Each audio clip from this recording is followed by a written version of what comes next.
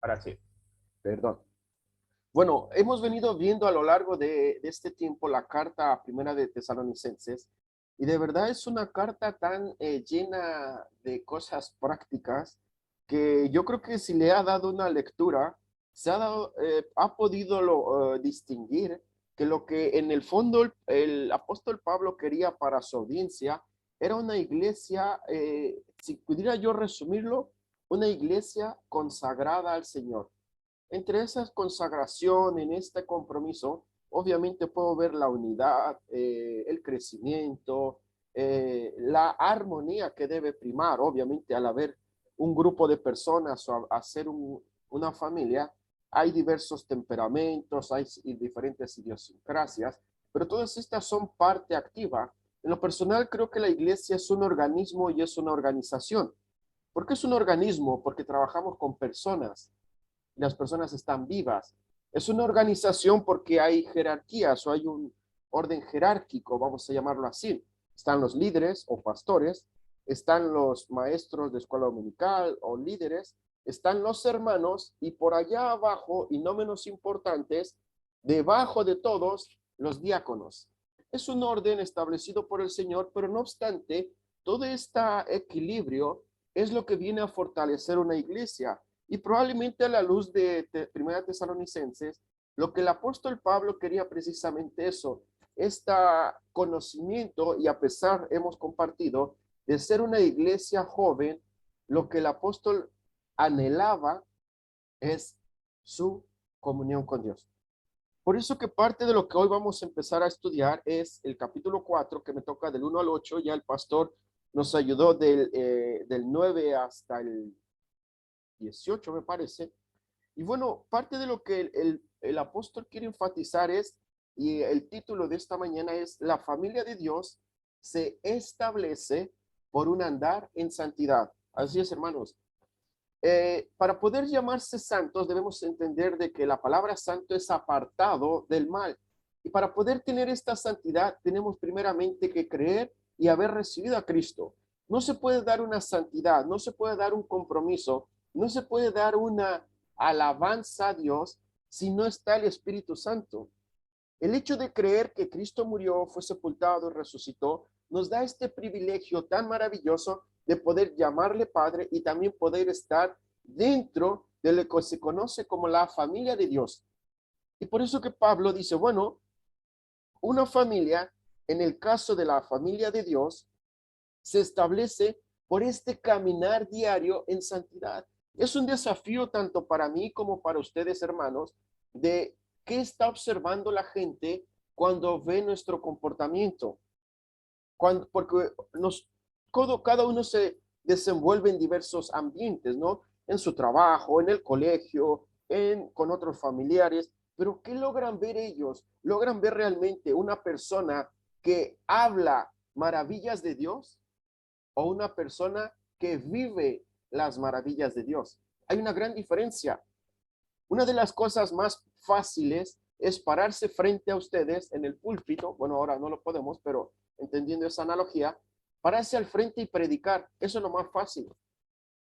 Cualquiera, y hay excelentes predicadores, hay excelentes hombres que Dios ha capacitado con dones o con talentos y son mensajes que realmente llegan al alma.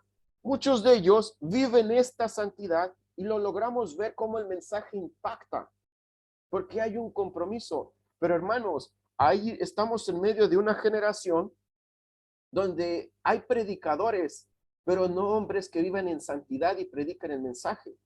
Es fácil, lo más fácil es predicar un mensaje. Cualquiera de ustedes puede hacer lo que yo, mejor que yo. Muchos de ustedes pueden hacerlo.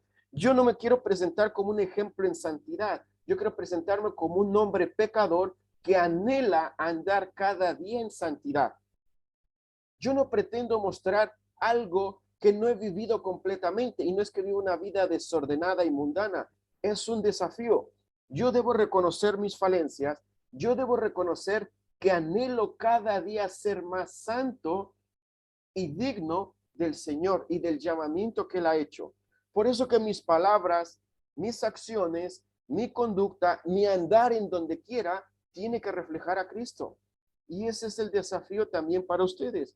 Si me acompañan, entonces, después de esta introducción, Pablo entonces va a proceder a explicar cómo es el tipo de andar en santidad que él desea que su audiencia tenga. Pero obviamente no podemos llegar directamente a la palabra sin antes ir y pedir la guía y la dirección del Espíritu Santo. Así que vamos a orar. Querido Dios y Padre Santo, te doy muchas gracias por este día, por la oportunidad que tú me das de poder compartir de tu palabra. En lo personal, yo no lo merezco, Señor, no creo que esté a la altura de la pureza de tu palabra que exige o de la pureza de que tu palabra demanda. Sin embargo, Señor, confiando en tu misericordia, te quiero suplicar que en este momento me utilices a mí como un instrumento vil para poder exaltar y engrandecer tu nombre. Si hay alguien que tiene que llevarse la alabanza, si hay alguien en cual tenemos que pensar, si hay alguien que merece toda nuestra gloria y honor, eres tú.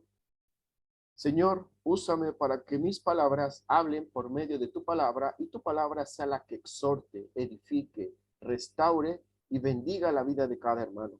Hemos escuchado la alabanza, hemos escuchado una preparación y ahora queremos que quites cualquier distracción, que nada en este momento impida que estemos atentos a lo que tu bendita palabra tiene que hablar a nosotros. Te doy gracias y te lo suplico en nombre de Cristo Jesús. Amén. El andar en santidad. Bueno, primeramente, abran su Biblia en Primera Tesalonicenses capítulo 4, les decía, vamos a ver del 4 al 8 versículos, pero hermanos, es tan sorprendente como el apóstol Pablo, obviamente un gran hombre de Dios, tenía esta capacidad para poder mostrar todo lo que él deseaba, que miren cómo lo expresa, versículo 1 y 2, exhorta a los tesalonicenses a madurar y seguir fieles al Señor. Eh, es algo que él deseaba. Miren, Primera Tesalonicenses, capítulo 4, versículo 1 y 2. Pero miren, parte con algo interesante. Una palabra que ya no es común en las iglesias. Ahora incluso parece que da hasta vergüenza usarla. Y mire cómo les llama. Por lo demás, compadres, por lo demás, mis queridos colegas, por lo demás, mis queridos compatriotas, les llama hermanos. Y lo podemos ver en Primera Tesalonicenses 1:4. Miren, sabiendo, y les dice nuevamente, hermanos amados de Dios. El capítulo 2, versículo 1 de Primera Tesalonicenses. Porque vosotros mismos sabéis, hermanos, versículo 17 también del capítulo 2. No, pero nosotros, hermanos, y Primera Tesalonicenses 4:13 vuelve a enfatizar, pero no queremos hermanos. Es un título, les decía, que cada vez es, incluso a mí me llama la atención cuando ha habido personas que me dicen, no, ya no me digas hermano, llámame por mi nombre. Yo decía, pero a lo largo de la carta, de las 13 epístolas que escribe Pablo, yo no veo otro título que utilice para referirse a la familia de Dios. Y cada vez, sí, yo, hermano Daniel, hermana Karen, algunos hay más cercanía, sí, pero en general somos una familia. Pero el título ya para algunas personas es, no digas que soy hermano, llámame por mi nombre. Causa, yo no sé por qué causa tanta vergüenza. En alguna ocasión me dijeron, ¿por qué a ti no te incomoda llamarte a alguien hermano? Dije, bueno, a mí no me da vergüenza porque si a mi Salvador no le dio vergüenza morir en la cruz del Calvario por mis pecados, a mí no me va a dar vergüenza llamarle a alguien hermano. Pero no cambie. Acá Pablo establece algo y me llama la atención cómo por medio de este andar en santidad, él dice, y mire, vamos a continuar. Por lo demás, hermanos, os rogamos, logra darse cuenta quién era el apóstol Pablo y cómo él suplica. Él pudo haber dicho, exijo, demando, establezco, pero el apóstol Pablo era diferente, dice, os ruego, les suplico si es posible. ¿Qué cosa? Dice, os rogamos pues y os exhortamos, no dice en mi capacidad de apóstol, dice en el Señor Jesús. ¿Logra darse cuenta qué tipo de liderazgo ejercía Pablo? Pablo no era una persona elocuente porque había estudiado a los pies de Gamaliel. Pablo era un experto en la ley y Pablo tenía un título y Pablo era reconocido. Pero Pablo no se jactaba de su capacidad oral de hablar. Pablo dependía en el Señor. Y cada vez vemos que una necesidad de liderazgo espiritual es la dependencia en el Señor, no la capacidad que tengamos. Dios nos ha dado talentos, Dios nos ha dado capacidades, pero eso no, si no hay dependencia y no hay un caminar diario en el Señor, es así como llega, así se va. Y Pablo no era así. Miren, dice, os rogamos, después de este clamor, dice, que como habéis recibido de nosotros instrucciones o preceptos acerca de la manera en que debéis andar, mire, en que debéis andar y agradar a ti mismo, no, agradar a Dios, como ya, como de hecho ya andáis, así abundéis en ello más y más, pues sabéis qué preceptos os dimos por autoridad del Señor Jesús. Pablo, en el versículo 1, si tuviéramos que desarrollar una predicación, de allí vemos tres cosas importantes: cómo deben andar, cómo deben agradar y cómo deben abundar. El apóstol en el fondo decía, bueno, para poder tener esta santidad, tienes que experimentar esto. Si tú no andas, si tu vida no está como prioridad agradar a Dios, tú no vas a poder andar en santidad. No se trata de ti, somos siervos, somos esclavos. No, es cierto que Dios nos ha permitido estar en el mundo, pero también el apóstol dice, analizadlo todo, retened lo bueno, todo me es lícito, pero ojo, no todo me conviene. Con perdón de la palabra, voy a utilizar, en un momento me mandaron un meme que dice, espero no ofenderlos, pero para el contexto chileno lo van a entender. Dice, todo me es lícito, pero no seas gil. Todo me es lícito, pero no hagas otra cosa que no es correcto. Hermanos, analízalo. El mundo es atrayente, el mundo es interesante, pero el mundo no tiene como meta agradar a Dios. Cada uno es responsable de su andar, de su pensar y de su vivir para Cristo. Y vamos a tener que dar cuentas. Yo puedo excusarme y decir, en Cristo soy libre, sí, pero una cosa es la libertad en Cristo y otra cosa es el libertinaje humano. Son cosas opuestas. Los estándares no han cambiado. Creo que la iglesia ha bajado los estándares.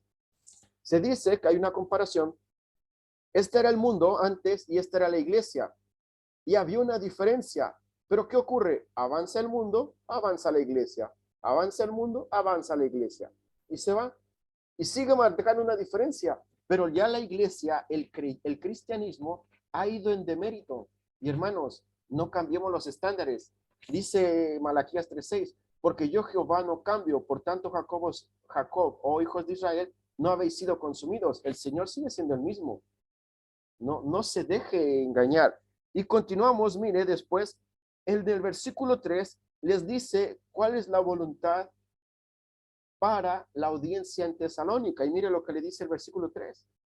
Porque esta es la voluntad de Dios, vuestra santificación. Es decir, que os abstengáis de inmoralidad sexual.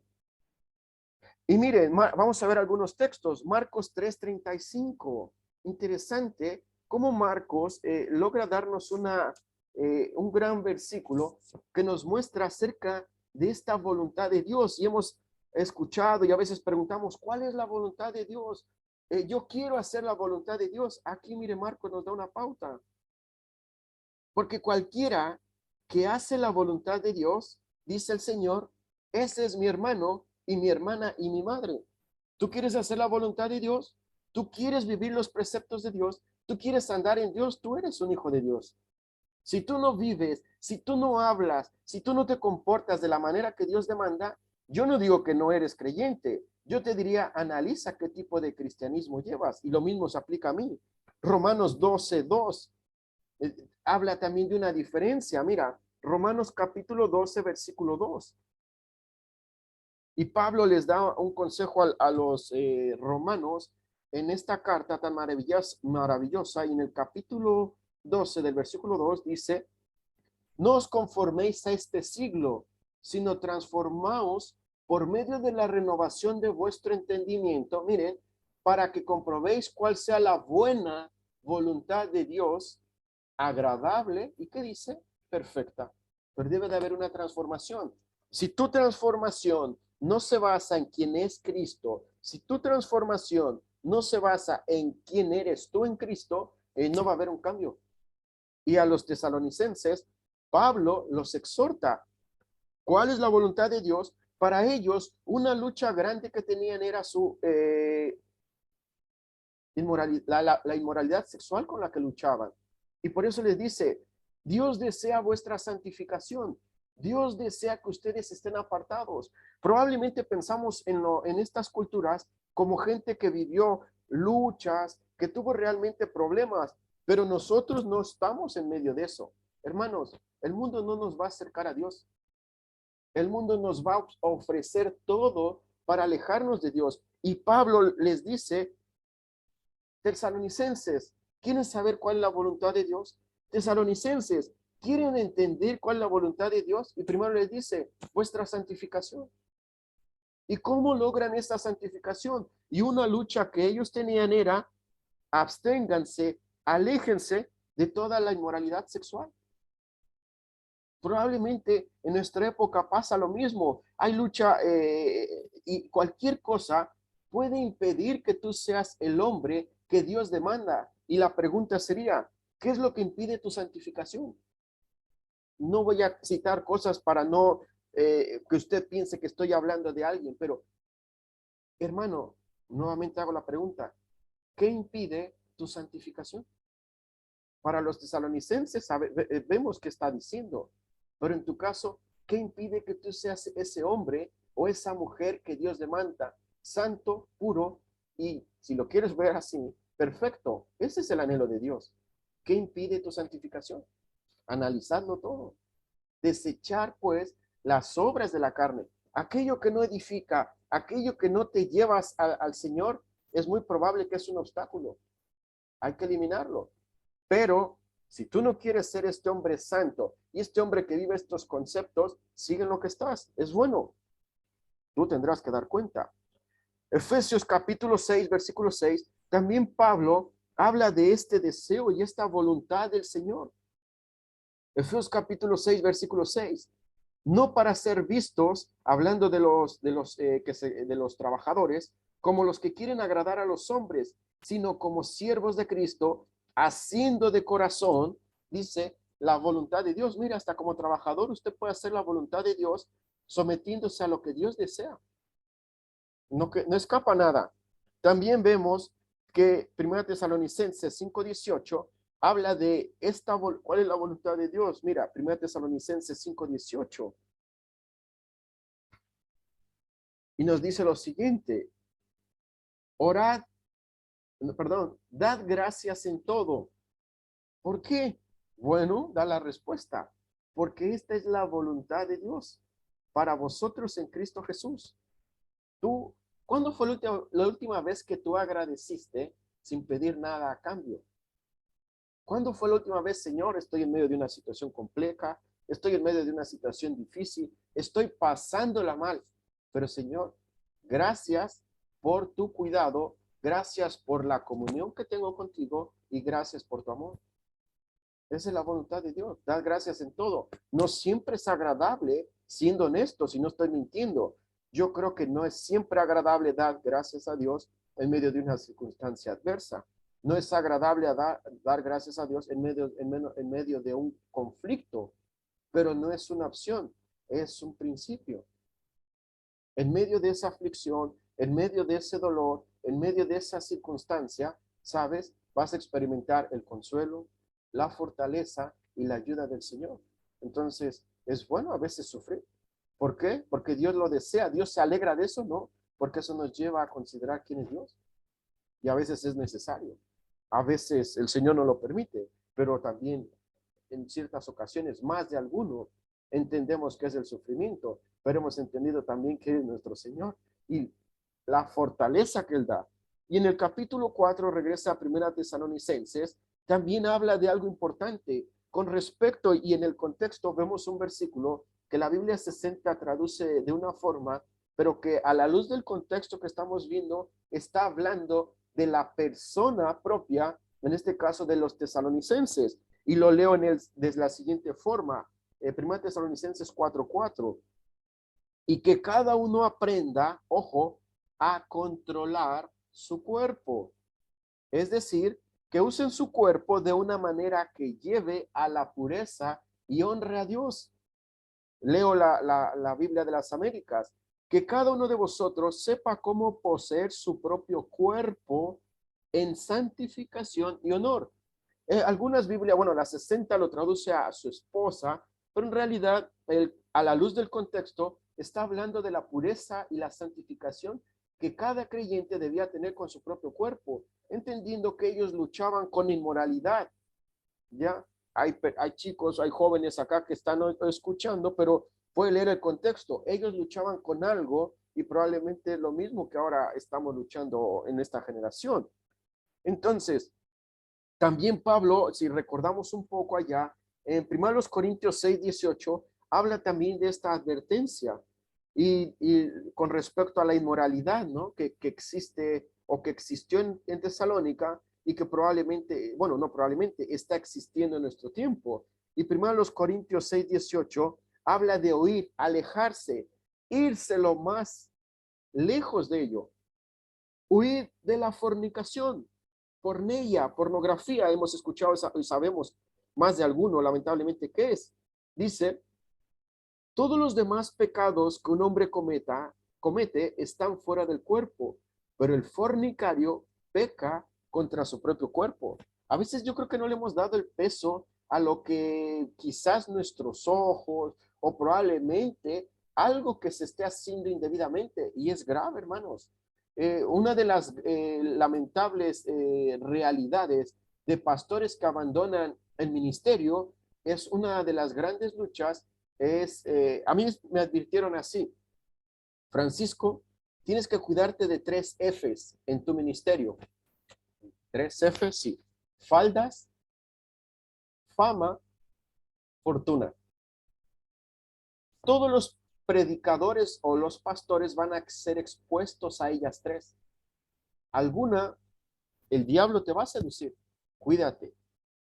Faldas, fama, fortuna. Es una lucha, hermanos. Y aquel que diga que no es una lucha, o probablemente es realmente bueno, con perdón, es un gran mentiroso, pero es una lucha. Tampoco piense que todos los hombres somos pervertidos y somos perversos, pero hermanos, es una lucha. El Señor dice, a cualquier hombre que mira y codicia ya pecó, ¿ya? Porque el Señor sabía la conducta humana, había visto la conducta humana y sabía que es una lucha. Y Pablo acá le dice, huyan de esto. Esto no va a traer tu andar en comunión con Dios. Quizás tú quieres ser ese hombre, quizás tú anhelas ser este hombre que Dios desea, pero tú probablemente esta área, no sé tu vida, no tengo idea, pero probablemente esto está afectando en tu andar con Dios. Y es momento de erradicarlo. Sácalo. También vemos que Efesios, regresando un poco allá, habla de que ni aún se tiene que nombrar entre nosotros como algo que quizás pudiera causar gracia o quisiera causar un tema de conversación. Mire, Efesios capítulo 5, versículo 3 y 4. Pero que la inmoralidad y toda impureza o avaricia ni siquiera se menciona entre vosotros como corresponde a los santos, ni obscenidades, ni necedades, ni groserías, que no son apropiadas, sino más bien acciones de gracias. También Pablo dice, no, ni siquiera es un tema de conversación. Tienes que eliminarlo, sácalo, porque eso no te lleva a un andar en comunión con Dios. Sí te va a llevar a un alejamiento de Dios. Para los tesalonicenses fue una gran lucha y Pablo se los enfatiza y les dice, tengan cuidado. Y mire, capítulo 4, versículo 3 habla de esta santificación. Versículo 4 habla de la santificación. Versículo 7 habla nuevamente de la santificación. Entonces, si en 8 versículos, en 3 ocasiones, el apóstol habla de la santificación, creo que es importante. Creo que no debemos hacer caso omiso y ver la realidad y de la lucha que existe en ser santos y completamente apartados de Dios para poder disfrutar un andar digno del Señor. Versículo 5, mira,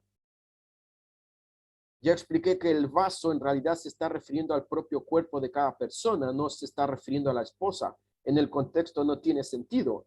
En versículo 5, ¿cómo es que debían andar estos tesalonicenses? Y le dice, bueno, no en pasión de concupiscencia como los gentiles que no conocen a Dios. ¿Y qué es la concupiscencia?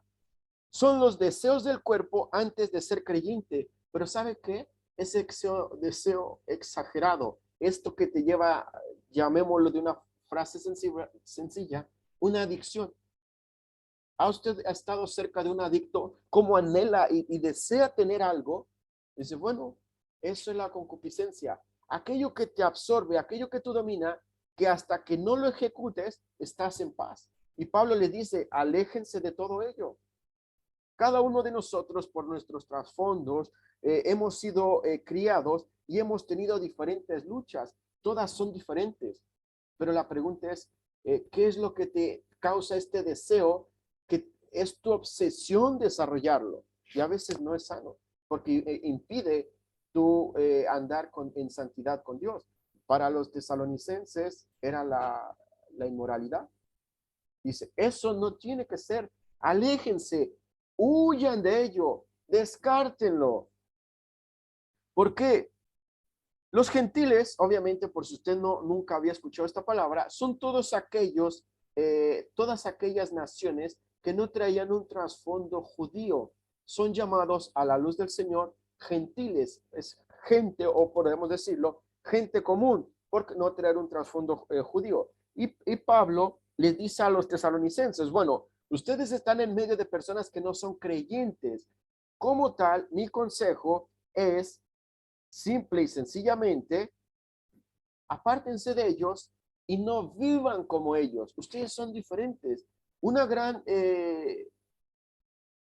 un gran desafío para cada uno de ustedes es cuánto las personas logran ver en tu estilo de vida cristiana. No cuán bien hablas tú de Dios, no cuán elocuente eres para hablar, no. ¿Qué está observando la gente que te ve? Puede decir, ese hombre, con su puro testimonio, yo doy fe que es un hijo de Dios.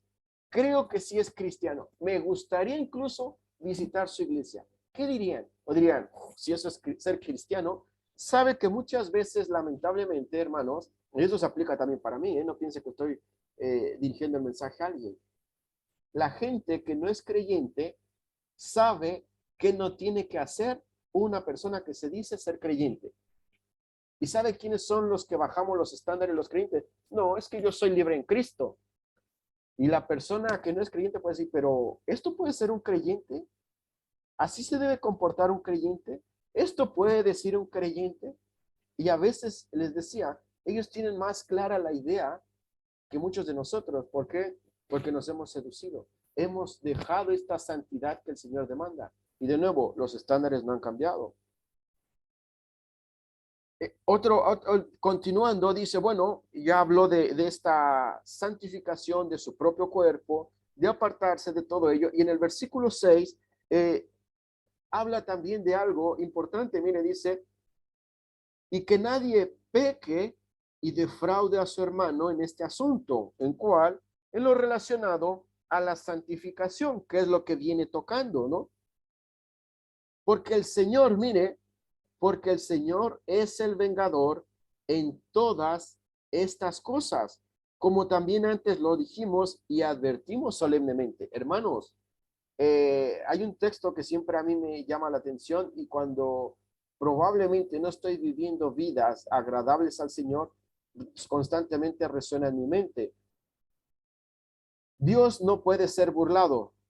Todo lo que el hombre sembrare, eso también segará o cosechará. Hermano, yo puedo usted engañarlo de mi estilo de vida. Yo puedo usted decirle que yo soy un hombre tan apartado del pecado y ataco y juzgo a todos. Tarde o temprano se va a saber si es lo que yo decía de palabra o realmente lo decía de corazón. Es un desafío. El desafío también para ustedes vivirlo. Vívanlo de tal forma, recuerda que la última aplicación decía, vive el evangelio de tal forma que no necesites palabras para hablarlo. Eso es un buen desafío. Que la gente pueda decir, este creyente, o sea, se ve de todo, o sea, desde donde se mueva hasta lo que habla. Es un creyente.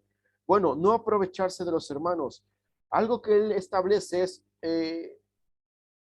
a veces nosotros, los que tenemos más tiempo en el cristianismo, tenemos que limitarnos y cuidarnos de no ser piedra de tropiezo para uno. Y a veces significa dejar de hacer cosas, y no porque sean malas.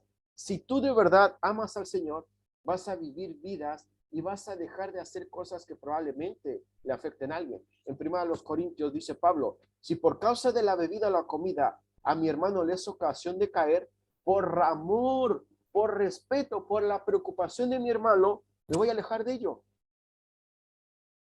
Pero a veces, ¿sabes qué? Pues mientras yo me sienta bien, mientras a mí no me afecte, no me interesa. Hermano, no se trata de ti. Somos un cuerpo, somos una unidad. Y les decía, muchas veces, por respeto y amor a los hermanos, vamos a tener que dejar de hacer cosas si le causa tropiezo a alguno.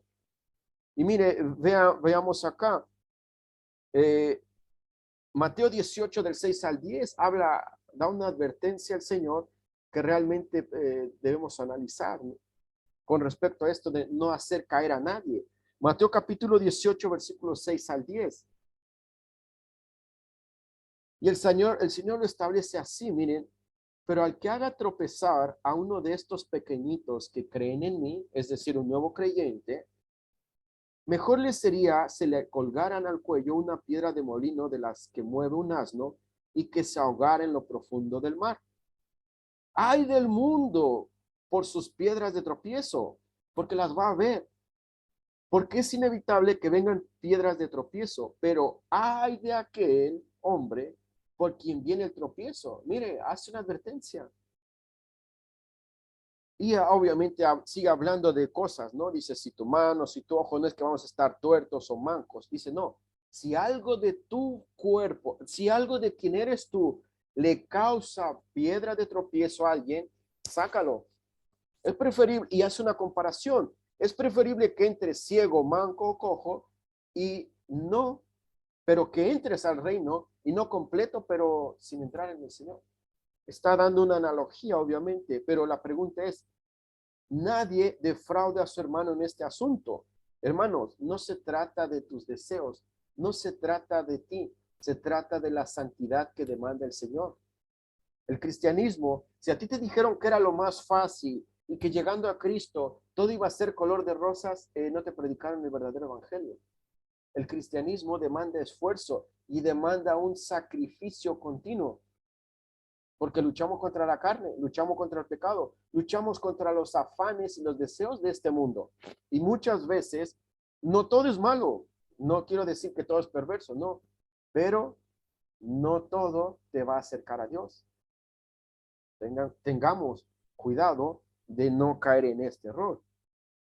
Y sigue, mira, hablando, después de dar todas estas advertencias y después de darnos este consejo tan maravilloso, replica nuevamente con esto, porque Dios no nos ha llamado a impureza o a inmundicia, sino a ¿qué? A santificación. Vuelvo a enfatizarlo.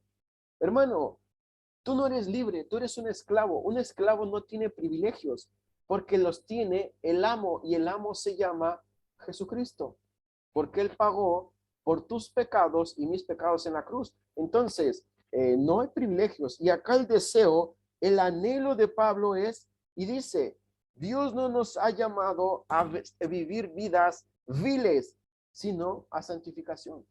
El llamado al Señor, el compromiso que tú hiciste cuando rendiste tu vida a Cristo, demanda una cosa, santificación. un proceso continuo. No somos santos, sino hasta que lleguemos a la presencia del Señor. Pero sí hay un proceso continuo que se llama santificación. Algunos avanzan y nos llevan kilómetros de ventaja. Algunos se han estancado y algunos ni siquiera se han movido. Pero la santificación es un proceso continuo. Si tú eres un creyente, hay dos opciones. O tú avanzas voluntariamente o te resistes y el Señor te va a disciplinar para que avances. Hay una de las dos. Es imposible que un creyente, es imposible que quien tenga el Espíritu Santo, es imposible quien ha rendido su vida a Cristo no tenga una transformación. Es imposible. Pero lo más trágico es creer que tú has tenido una transformación y no la puedes lograr. Probablemente necesitas entender quién es Cristo. Pero si ya tienes el Espíritu Santo, es cosa de tiempo, porque él va a ejecutarlo. Entonces, a la luz de esto, hermanos, el llamado de Dios es a la santificación. Dios te salvó para ser santo, no para ser más pecador con privilegios. Dios no te llamó para eso. Dios no te llamó para que en tu libertinaje o en esta libertad que a veces se profesa, vivas de una manera que te agrade a ti. No, vivimos para agradar al Señor. Y los tesalonicenses, Pablo se los deja claro. Yo quiero pensar a la luz del contexto cuán depravada era la vida en Tesalónica y cuánta lucha tenían los tesalonicenses, que Pablo en 8 versículos les dice, tienen que santificarse, tienen que santificarse, tienen que santificarse. Y decía, pero pues no nos viene hablando que era una iglesia modelo, que era una iglesia que amaba al Señor, que en el poco tiempo había logrado grandes cosas, sí, pero había algo que estaba limitando esta andar en santidad con el Señor. Y Pablo no reparó en decir, tienen que alejarse de esto. Y el versículo 8, mira, por consiguiente, el que rechaza esto, que la impureza y el deseo de a andar con Dios, era interesante cómo lo cita acá la Biblia de las Américas, ¿no? Vuelvo a leerlo. Por consiguiente, el que rechaza esto, ¿qué es esto? Todo lo escrito anteriormente. No rechaza a hombre. Mire, si usted no vive en santidad, si usted no es puro, si usted no agrada a Dios, usted no está rechazando al liderazgo en la iglesia. Usted no está rechazando a quien habló de Cristo. Vea a quién usted está rechazando. O yo mismo, si no estoy cumpliendo este principio, sino al Dios que os da su Espíritu Santo. Se da cuenta que esta indiferencia, se da cuenta de que esta rebeldía y evitar este proceso de santificación, lo único que hace es rechazar a Dios. Por eso que es imposible que alguien quien ha degustado del perdón de pecados, que alguien que ha entendido en qué condición se encontraba, alguien que ha entendido las consecuencias de su pecado, alguien que ha entendido quién es Cristo y por qué le llamamos Señor, quiera regresar a vivir al mundo y quiera agradarse y anhele más estar en el mundo que estar con Dios.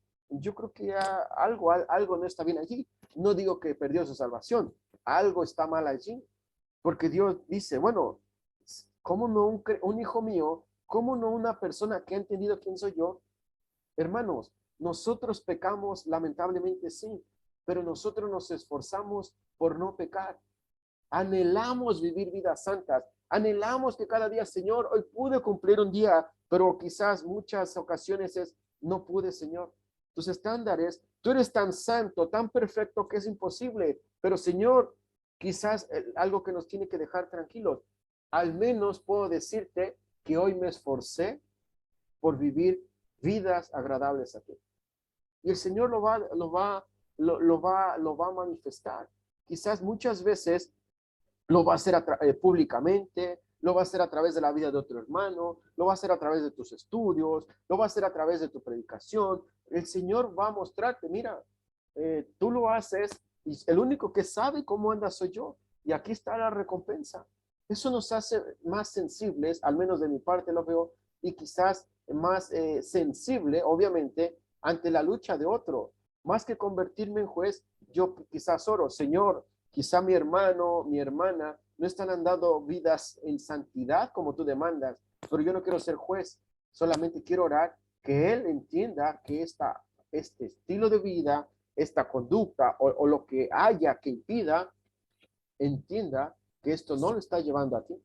Y quizás mi oración es solamente, ten misericordia de mí y ten misericordia de quien no anda viviendo conforme a los principios que tú estableciste. No podemos ser jueces porque hay alguien que nos juzga. Más que juzgar a alguien, ore. Y si yo mismo no estoy a la altura de los estándares que el Señor demanda, ore por mí, que el Señor tenga misericordia y que me transforme. Pero es también mi anhelo de que usted pueda hacer esta transformación. Hermanos, para resumiendo, la familia de Dios se establece en un andar en santidad. Somos un cuerpo. Si tú andas en santidad, si tú vives esta santidad que Dios demanda, todos vamos a beneficiarnos de ella. Porque imagínate lo maravilloso que va a ser. Es cierto que estamos luchando con el pecado, lo establezco. No quiero eliminarlo, porque dice 1 Juan 1:10. Y aquel dice que no ha pecado, le hace el mentiroso y su palabra o su verdad no está en medio nuestro. Hermanos, es un desafío constante vivir la santidad que el Señor demanda. Pero también vemos a la luz de 1 Juan, dice que sus mandamientos no son gravosos. Es decir, si el Señor demanda santidad, es porque Él sabe que podemos lograr la santidad.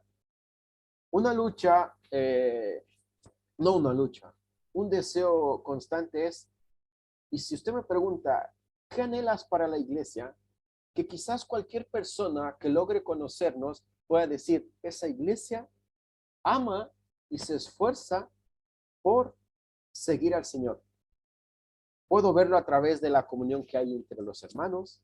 Puedo verlo a través de la unidad que hay entre los hermanos. Puedo verlo a través del amor que hay entre los hermanos, pero sobre todo por la pureza que cada uno se esfuerza para apoyarse como hermanos. No se vaya en esta ocasión con una idea de que lo estoy retando, de que lo estoy acusando. No es ese mi deseo y el Señor lo sabe. Mi deseo es que todos avancemos a esta santidad y que todos seamos los hombres y mujeres que el Señor demanda. Vamos a orar. Querido Dios y Padre Santo, gracias por estos 8 versículos que nos muestran una lucha de nuestros hermanos en Tesalónica. Pablo, Señor, advierte y exhorta a que ellos vivan en santidad. Para ellos una lucha fuerte fue la inmoralidad sexual, que lucharon y enfrentaron en esa época. En medio nuestro quizás hay otras luchas. Tú conoces a cada corazón. Tú conoces, Señor, cuál es el deseo también. No me toca ser juez, Señor, simplemente orar por la vida de cada uno de nuestros hermanos. Somos un cuerpo, somos tus hijos, somos tu iglesia. Lamentablemente necesitamos transformación. Lamentablemente a veces yo mismo, Señor, quizás no soy el líder santo que tú demandas. Es muy probable, Señor, que yo no estoy a la altura de la santidad que tú demandas de un hijo tuyo. Simplemente te ruego por mí, ten misericordia. Ayúdame, Señor, a ser el hombre santo y el líder que tú requieres para mis hermanos. No por jactarme, Señor, porque yo no lo merezco, sino simplemente por mostrar tus maravillas y que tu palabra sea la que obre.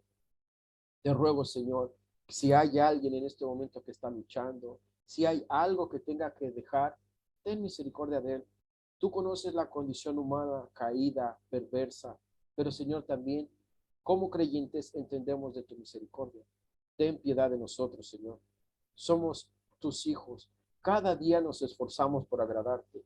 Ayúdanos que Iglesia Bautista Esperanza de Vida sea una iglesia que te ame conforme tú demandas. Que la unidad, el amor y la consagración sea una realidad constante en nosotros. Te damos gracias y te lo pedimos por Cristo Jesús, nuestro Salvador. Amén. Bueno, hermanos, vamos a dar paso a nuestro hermano Daniel, que a través de la alabanza recuerde también una forma de poder reconocer quién es Cristo en su vida, es también por medio de la alabanza. Si en la tierra nos cuesta alabar, imagínense cuando lleguemos al cielo, va a ser más complicado. Pero ánimo, salga con un corazón radiante, salga con un corazón gozoso de entender que Cristo sigue gobernando en nuestro corazón y Cristo nos va a seguir ayudando, no importando nuestras falencias. Salud, hermanos, bendiciones.